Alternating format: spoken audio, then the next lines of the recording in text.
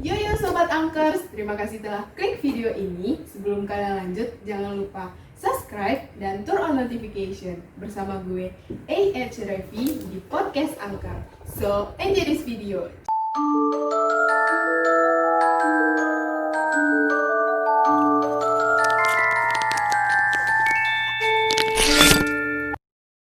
Hai guys, welcome back to podcast Angker. Mungkin kalian bingung nih, kenapa sih host di podcast Angker ini tukeran mulu? Jadi kenalin, gue salah satu host dari podcast Angker. Nama gue Reviana Mulia Putri, biasa dipanggil Revi. Gue salah satu anggota dari Remaja PKBI Sumbar. Sekarang kegiatan gue mahasiswi dari Sastra Indonesia Universitas Andalas. Jadi kali ini gue gak sendirian nih guys. Gue bawa narasumber nih. Namanya Dita. Hai Dita. Hai Revi. Boleh kenalin diri lo nggak ke Sobat Angkers yang mungkin nonton podcast kita nih?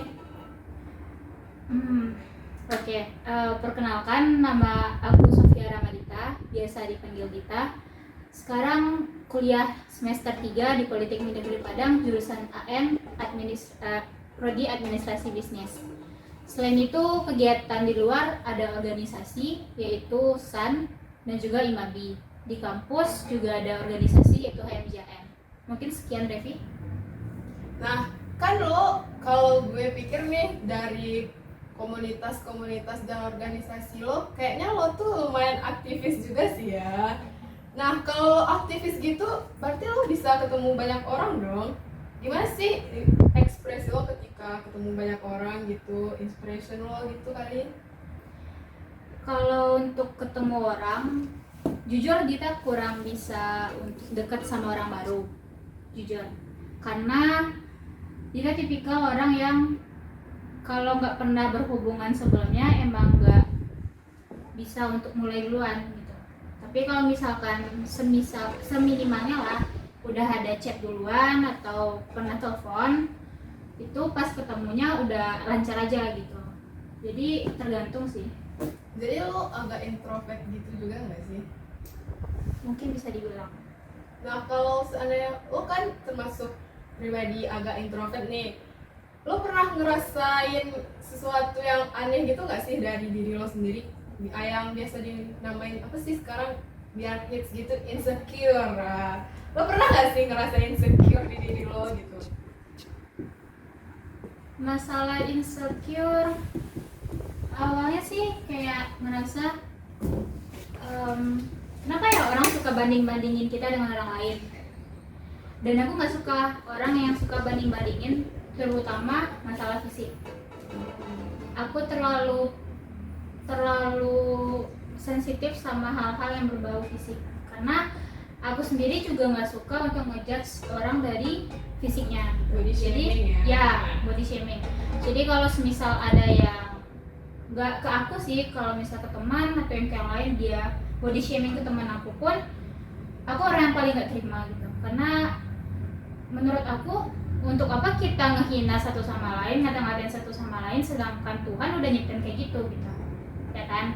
Dan aku pun sering dapat banding-bandingan kayak gitu, bukan cuma dari lingkungan, dari keluarga pun sering gitu. Jadi salah satu alasan yang bikin aku orangnya jadi kayak lebih pendiam atau lebih susah untuk berkomunikasi dengan orang baru, salah satunya itu karena aku takut orang baru tuh bisa nyakitin hati aku dengan perkataannya masalah fisik. Berarti Itu udah dari dalamnya juga gitu kan ya? Dari dalamnya udah kayak, nih orang bakalan ngehina fisik aku nggak? Kalau nggak, aku mau temenan. Tapi kalau dia selama teman, cara dia nyampein nggak masuk di aku, ya mohon maaf, nggak aku ladenin banget. Walaupun sebenarnya aku tipikal orang yang nggak enakan. Orang mau minta tolong apapun, sebenci apapun pasti aku tolong gitu. Karena paling nggak bisa bilang enggak ke orang, paling nggak bisa. Karena menurut aku selagi kita masih bisa nolong, apa salahnya walaupun orang itu udah nyakitin gitu. Nah kan lo paling nggak suka nih sama hal-hal berbau body shaming. Ada nggak sih pengalaman insecure terberat lo yang pernah lo rasain. Gue boleh tahu nggak kira-kira apa sih pengalaman insecure lo yang paling berat yang pernah lo rasain sampai saat sekarang ini? Pengalaman masalah insecure terutama fisik di masa man. Di masa man orang udah mulai kayak memperhatikan tentang fisik kan, dan aku berasal dari background sekolah agama dari SD, dan juga nggak dituntut dan nggak diperbolehkan untuk hal-hal yang seperti make up atau segala macam, dan di keluarga pun juga nggak diajarin gitu, dan aku juga nggak tertarik sama hal seperti itu. Dan pas aku kenal sama orang-orang luar, dia kayak, ih kok kampungan sih, ih kok suka pakai baju gede sih, padahal menurut sekolah aku itu biasa aja pakai gamis, pakai rok, pakai baju-baju yang gak ketat gitu, pakai jilbab panjang itu biasa aja gitu. Tapi kenapa di luar orang nolak dengan keberadaan orang-orang kayak gitu gitu. Padahal sebenarnya kalau di aturan Islam itu sebenarnya hal yang diharuskan gitu loh kan. Enggak maksud nyindir, cuma kayak emang itu yang terjadi di masa man gitu. Cowok-cowok di sana lebih ngelihat kayak, iya apa sih pakaiannya kayak gitu, kampungan, segala macam gitu. Iya apa sih, oh mau nutupin badannya ini gitu. Jadi hal-hal yang kayak gitu bisa bikin mental aku drop gitu sama di man. Karena itu aku lebih fokusin untuk aku masuk OSIM, dan di OSIM aku nggak terima kalimat-kalimat kayak gitu. Makanya aku lebih nyaman di OSIM daripada aku berbaur di kelas aku sendiri. Terkesan kayak dibilang so agamis gitu nggak? Ya, padahal aku emang dari SD Islam, aku dari MTSN model, dan di man aku juga udah terbiasa gitu kayak gitu. Jadi orang di man juga banyak yang kalau orang bilang pakai cadar, tapi aku nggak pakai cadar, tapi aku pengen lebih nutup. Aku dulu pakai masker, dulu pernah pakai masker, pernah pakai handshake yang sampai ke sini, dan orang-orang kayak, iya apa sih? Kayak antisosial, mereka ngiranya aku antisosial, padahal mereka nggak tahu aku anak OSIS dan aku wakil sekretaris OSIS gitu. Terkesan kayak nggak ikutin tren fashion gitu nggak Ya, sih? makanya mereka bilang aku kampungan. Iya. Nah, kan itu tuh zaman-zaman lo waktu sekolah nih. Kalau buat sekarang lo lagi di fase insecure nggak sih? Sekarang semenjak kuliah sih kayak alhamdulillahnya di kampusku dan di jurusan terutama di prodi itu emang penampilan diutamain. Maksudnya di sini kita di challenge untuk bisa make up, karena prodi aku pun juga tergolong nanti outputnya untuk di front office gitu. Jadi disuruh seminimalnya itu pakai bedak sama lipstick gitu, dan seenggaknya pandai pakai high heels. Nah dari situ teman-teman aku di kelas pun mereka ngerangkul, mereka bilang, kalau orang-orang di luar ngatain kamu kayak gini, kami kami nggak ngomongin kamu kayak gitu, malah mereka yang ngajarin aku, Dit pakai ini coba, Dit coba kamu ubah penampilan kayak gini. Kadang mereka ngasih opsi, Dit coba beli pakaian kayak gini. Nanti pas aku udah coba, aku pun ke kampus pakai gamis. Aku jarang pakai celana ke kampus, aku pakai gamis sama pakai rok, dan jilbab aku memang panjang. Nggak pakai jilbab pendek tuh kayak mungkin karena udah background aku kan. Aku nggak maksud, soalnya aku juga pakai jilbab pendek, jadi kan itu pribadi orang masing-masing gitu kan. Tapi aku emang dari backgroundnya pun udah, ayah pun bilang selagi masih bisa ditutup auratnya ditutup sebelum yang sah melihat gitu loh. Dan cukup di rumah, hanya orang di rumah yang tahu aurat aku kayak apa gitu. Makanya di kampus teman-teman aku ngerangkul kayak, aku sering bilang kayak, iya aku nggak nyaman deh pergi ke sini, misalkan pergi ke Bara, kantin di sana, soalnya orang-orang tuh ngomongin fisik ini kata aku kan. Terus aku lebih nyamannya aku di lingkup bagian prodi aku di gedungnya. Jadi teman-temanku bilang, ya udah pergi sama kita aja gitu, kita nggak akan ngomongin kamu kayak gitu kata dia kan. Dan malah kami habis makan pun udah tradisi prodi aku kali ya, kayak touch up di situ tuh emang udah biasa gitu. Jadi orang kayak nggak mandang fisik anak stabil lagi walaupun fisiknya seperti apapun gitu. Dan semenjak aku kenal teman-teman di kampus pun kayak insecure aku soal fisik itu berkurang. Tapi di luar itu pas aku udah interaksi sama dunia luar, kayak semisal aku masuk desain deh, pas pertama kali aku masuk desain aku kayak, nih orang bakalan ngomongin fisik aku nggak sih, nih orang bakalan nerima aku dengan kayak gini nggak sih gitu lah. Jadi aku nggak akan berani ngomong duluan. Lo pernah mikir itu nggak kalau gue bakalan kayak gitu? Aku sempat berpikir semua orang akan seperti itu, karena aku nggak tahu pikiran orang, tapi aku yakin orang pasti ada mikir kayak gitu. Nah tadi kan lo juga bilang nih, lo tuh dari keluarga sendiri juga dibanding-bandingin. Gimana sih perasaan lo, feels lo dibandingin sama orang lain gitu? Aku cuma kayak mungkin udah sering ya dari kecil gitu ya, jadi kayak aku cuma bilang, aku memang nggak menang soal penampilan atau segala macam, tapi tiap orang beda-beda keunggulannya. Mungkin aku dengan dikata-katain kayak gitu, alhamdulillahnya aku larinya ke organisasi, bukan ke hal-hal yang negatif gitu. Ambil sisi positifnya. Masih mending aku pindah haluan ke organisasi dan nyibukin diri di organisasi supaya aku nggak dengar hal-hal yang bikin hati aku sakit. Itu salah satu alasan aku sering ikut organisasi, karena orang di organisasi nggak ada yang ngata-ngatain kayak gitu. Mereka lebih berpikir dewasa dan apa sih banding-bandingin orang lain gitu loh. Karena di organisasi itu beda-beda background gitu lah ya. Iya. Nah kan lo ngerasa insecure fisik nih, pernah nggak lo ngerasa insecure masalah hati, mental atau yang lain gitu? Mental mungkin kebawa sama yang masalah fisik sih. Aku tipikal orang yang mana ya, aku tuh overthinking dan aku misal sehari ini habis ngapain, malam pas mau tidur itu pasti keulang lagi di otak dan aku mikir macem-macem gitu loh. Dan sebelum aku bisa tanya ke orang tuh kenapa dia ngomong kayak gitu, aku nggak bakalan bisa tidur gitu. Dan orang kayak mikir ke aku, dia kok mau berani sih untuk ngomong ke orang itu. Gue salah satunya. Ya, kok berani sih ngomong ke orang itu, nembak langsung ke orang itu gitu. Kayak kalau misalnya kayak kamu tuh butuh penjelasan gitu, kenapa berani ngomong langsung gitu. Kalau aku sih enggak, teman-teman aku nih sama Revika.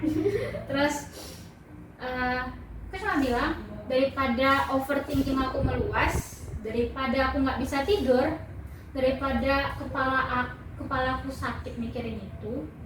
Aku nggak tahu sih kenapa aku overthinking, mungkin karena ya aku sering, bisa dibilang kan sering dibully masalah fisik, sering orang ngomong body shaming, jadi kayak semua tuh putar-putar di otak dan aku dapat itu dari berbagai lingkungan gitu. Jadi aku nggak ada pegangan untuk tempat cerita gitu. Jadi aku ceritanya di otak aku, jadi muter di otak aku, kenapa sih orang kayak gini, kenapa sih orang kayak gini. Dari for information aja, dari SD sampai MTS itu bisa dibilang di SD aku cuma dekat sama satu orang, di MTS satu orang, di MAN satu orang. Cuma satu orang dari sekian banyak makhluk hidup yang ada di sana. Dan di MAN satu sama teman OSISku, satu lagi sama pembina. Pembina aku nggak pernah ngomongin masalah fisik. Dia selalu bilang, Dita kenapa? Ada yang bikin hati Dita sakit? Kalau ada cerita ke ibu. Oh, jadi ibu Nah, jadi ibu tuh salah satu tempat cerita aku, apalagi masalah body shaming. Dan aku sering bilang, orang itu ngomongin fisik kita kayak gini. Orang tuh kayak gini, kenapa sih orang-orang jahat? Kenapa orang-orang kayak gitu sih, Bu? Terus ibu tuh cuma bilang, kan ibu nggak pernah ngomongin Dita. Jadi kalau misal orang-orang tuh ngomong kayak gitu, bilang aja ke ibu, kan ibu nggak pernah ngomongin Dita kayak gitu. Anggap aja orang-orang tuh cuma iri karena Dita dikenal sama satu sekolah gitu. Itu kan pembina aku. Makanya kayak ya udahlah gitu. Jadi makanya aku lebih nyaman di organisasi aku. Kalau buat sekarang ada nggak sih orang yang ngerasa ngerangkul lo gitu? Merangkul ada di kampus ada 4 orang, 5 5 termasuk aku, berempat teman aku, 3 cewek, 1 cowok. Namanya Reza, Deva, Yumi, sama Ibra. Weh, say hi. Hai. Terus kalau untuk di luar, aku baru kenal si Disan. Ada beberapa orang. Awalnya sih bersepuluh. Cuma ya aku nganggap mereka bersepuluh teman curhat aku. Mereka itu Revi, Gue masuk guys. Devi, Paki, Fitri, Rafki, Dimas sih nggak terlalu ya, cuma gimana lah, Dimas ya juga. Terus habis itu Wina, Dinda, siapa lagi sih aku lupa. Rizky. Oh iya, sorry, Rizky satu lagi. Rizky Karena dia kan jarang ngumpul. Iya. Terus aku ngerasa kayak aku sering cerita ke mereka dan mereka selalu bilang kayak, Tit, coba deh bersikap bodo amat. Kata salah satu dari mereka, coba bersikap bodo amat sama penilaian orang. Untuk apa kamu peduli sama orang kalau orang itu nggak peduli sama kamu? Kata teman-teman aku, kayak udah saatnya kamu mikirin diri kamu, jangan mikirin orang terus, kata mereka. Karena selama ini aku nggak mikirin perasaan aku mikirin gimana caranya aku nggak nyinggung perasaan orang, tapi perasaan aku disinggung terus gitu. Makanya teman-teman aku nih kayak bilang, udahlah nggak usah dipikirin, bodo amat aja coba ke mereka. Dan aku belum bisa untuk bersikap bodo amat ke orang karena susah gitu. Step by step deh. Step by step, mungkin dengan mereka selalu ngomong kayak gitu, mungkin otak aku lebih kayak gimana ya, refresh untuk bersikap bodo amat sama orang-orang yang nyakitin aku gitu. Nah kan kalau sekarang nih udah ada nih yang berusaha buat ngerangkul lo ngerasa ada perubahan nggak sih di diri lo gitu? Iya, aku lebih ngerasa kayak ke orang baru aku nggak terlalu kaku. Kayak misal nih kami lagi ngumpul, tiba-tiba salah satu dari mereka tuh ada yang ngubungin temennya gitu, temennya nimbrong. Dan kayak awalnya sih emang aku masih agak sedikit, di otak aku muncul lagi, orang ini bakalan nyinggung fisik nggak? Itu muncul di otak aku. Cuma setelah aku lihat-lihat, dia nggak pernah ngomongin itu dan yaudah aku welcome gitu. Tapi kalau dia ngomongin itu kayak aku welcome di depan, tapi di hati aku sakit gitu. Kayak gitu. Jadi udah usaha nih berubah dikit. Berusaha untuk bodo amat ke orang. Iya. Nah dari cerita lo tadi nih, ada nggak sih solusi lo buat hilangin rasa insecure lo biar insecure tuh hilang gitu? Gimana ya? Mungkin aku cuma coba nerapin yang teman-teman aku bilang sih. Cuma coba nerapin yang mereka selalu push ke aku gitu. Dan aku berusaha untuk stay positif dan yaudahlah aku sibukin di mana hal yang nggak bikin aku sakit aku sibukin di situ. Di sisi lain aku mencoba untuk ngehandle supaya aku nggak terlalu cepat untuk kebawa perasaan, terlalu cepat untuk kayak sakit hati sama orang gara-gara masalah yang diucapin, dan akhirnya aku overthinking. Lagi berusaha untuk ngurangin itu walaupun susah banget. Kalau dari diri lo sendiri nih, kayak kesadaran diri lo buat bikin solusi sendiri dari hati gitu. Dikit tuh berusaha ngomong ke orang yang langsung, dia ada masalah apa sama aku. Jelas. Kalau dia misalnya emang nggak suka, ya udah ngomongnya ke aku, nggak usah di publik gitu. Nggak usah depan orang-orang. Ide kok kamu kayak gini nggak usah ngomong ke depan orang. Karena menurutku kalau kita ngomongin seseorang di depan publik yang kita belum terlalu kenal sama publik itu, kayak kita sama aja mempermalukan dia gitu. Dan aku nggak suka orang yang mau permalukan kayak gitu. Kalau bisa by one, kenapa enggak gitu. Kalau bisa nembak langsung ke orang yang ngomong ke orang yang langsung, apa salahnya gitu. Iya, karena kan orangnya ada juga nih yang nggak berani ngomong langsung gitu kan. Contohnya Iya. gue. Iya, contohnya Revi gitu. Iya. Nah, terakhir nih, gue pengen minta lo buat kasih kata-kata buat para angkers nih, kata-kata buat ngilangin rasa insecure mungkin. Apa ya, aku sendiri pun belum bisa ngilangin ya, tapi kayak coba sibukin diri di hal-hal yang bikin hati kalian senang, itu doang. Itu doang. Karena dengan ngelakuin hal itu kayak yang hal-hal yang insecure segala macam itu bakalan hilang sendirinya gitu. Coba temuin lingkungan yang bisa bikin hati senang aja. Circle bareng-bareng. Nah guys, sobat angkers, kira-kira itu sih podcast kita hari ini. Temanya itu insecure.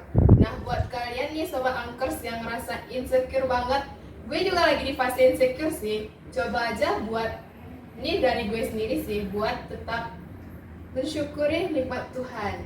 Karena apa? Kita itu diciptain beda-beda, dan paling utama jangan pernah dengerin ucapan orang lain. Karena salah satu hal yang bikin kita insecure itu adalah karena pendapat orang lain. Coba deh lo tuh renungin diri lo, gue kekurangan gue ini bikin gue insecure nih. Nah, dibalik kekurangan lo pasti punya kelebihan yang orang lain itu bikin iri ke lo. Nah, jadi mungkin lo bisa renungin diri lo dengan cara apapun, mau meditasi atau bisa minta ke Tuhan nih petunjuk, atau lo mau sepertiga malam atau gimana caranya, terserah lo kali ya. Pokoknya saran gue sih jangan insecure. Oke, sekian dulu podcast dari gue bersama gue A.H. Revi. See you for next podcast, dan jangan lupa di like, comment, and subscribe. See you guys. Terima kasih nih buat Dita sebelumnya. Terima kasih udah mau datang ke podcast kami. Dadah.